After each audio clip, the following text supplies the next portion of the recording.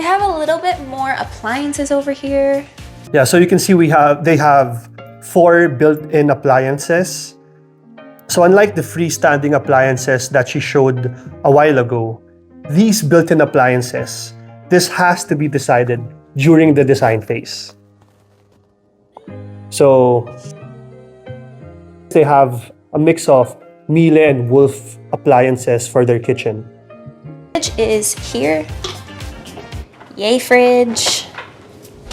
I just gave a little sneak peek because I didn't know if it was messy or organized. This is a freezer. So they have built-in refrigerators as well, more formally known as a fully integrated freezer or a fully integrated refrigerator.